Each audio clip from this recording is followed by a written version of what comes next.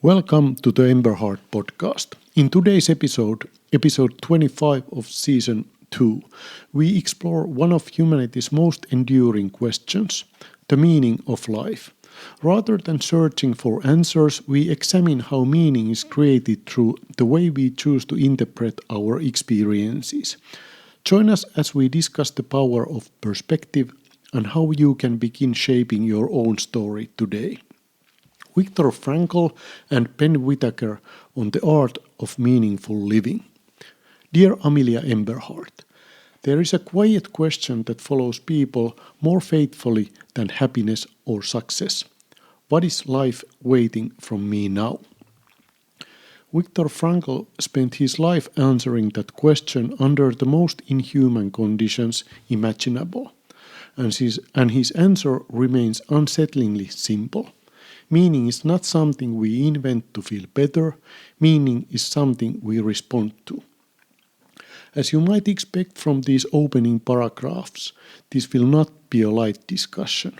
Please bear with me today. It is once again important. In man's search for meaning, Frankl argues that suffering is unavoidable, but despair is not. Suffering ceases to be suffering the moment it finds meaning. When pain becomes sacrifice, responsibility, or service, it transforms from a weight into a direction. Life does not promise comfort, but it always offers a task. What makes Frankl's insight so radical is not optimism, but responsibility. Even when external freedom vanishes, inner freedom remains. You may not decide what happens to you, but you always decide how you carry yourself through it. According to logotherapy, this freedom to choose one's attitude is the final line of human dignity. People did not perish in the camps only from hunger or cold. Many died when they lost hope, when meaning dissolved, and immediate pleasure replaced purpose. Frankl observed how existential emptiness drives people toward distraction, addiction, or blind devotion to substitutes that promise relief but deliver erosion. Meaning, Frankl teaches, is discovered through three paths. 1. Work, by creating or contributing something valuable. 2. Love, by turning fully toward another human being. 3. Suffering, by meeting unavoidable pain with courage and dignity.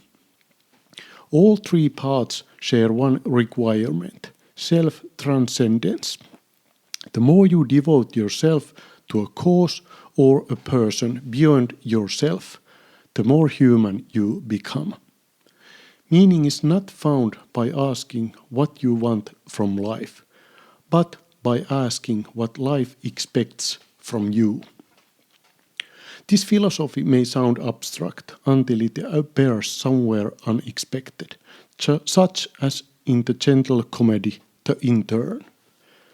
Ben Whittaker, played by Robert De Niro, is a retired executive from a world where experience was earned slowly and dignity was worn daily.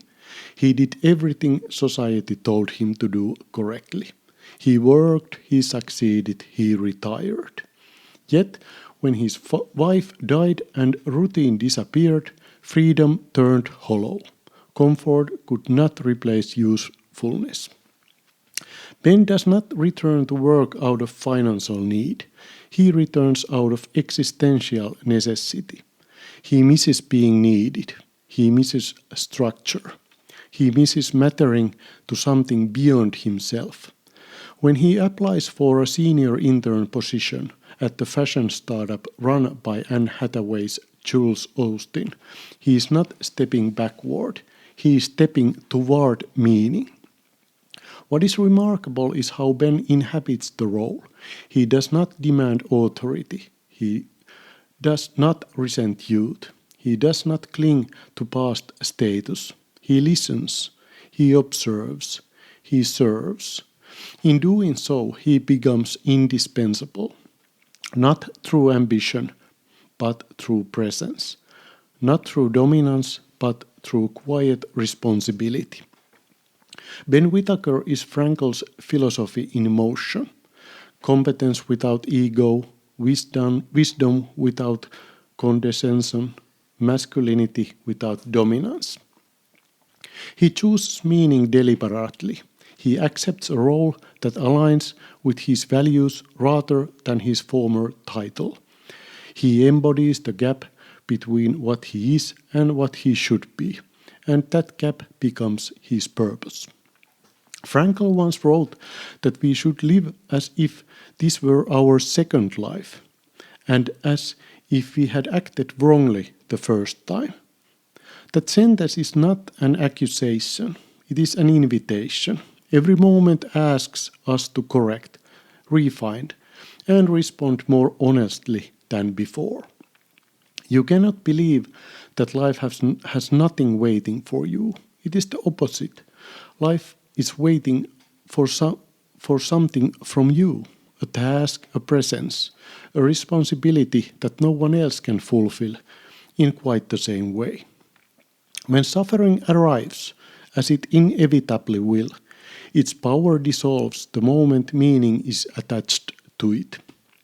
This is what Frankl called tragic optimism, the courage to say yes to life in spite of pain, guilt, and death, not because life is easy, but because it is asking something of you. As Nietzsche observed, for a strong enough why, one can endure almost anyhow. Perhaps the quiet challenge for you, Amelia, is not to search for happiness, but to listen closely to what your life is requesting right now. Meaning does not shout, it waits patiently until someone is willing to answer. This is your moment. Take command and show us the path. Thank you for joining us on this episode of the Emberhart podcast.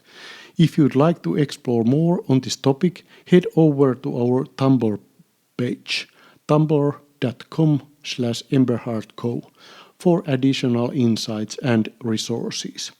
Keep crafting your narrative, and we'll see you next time.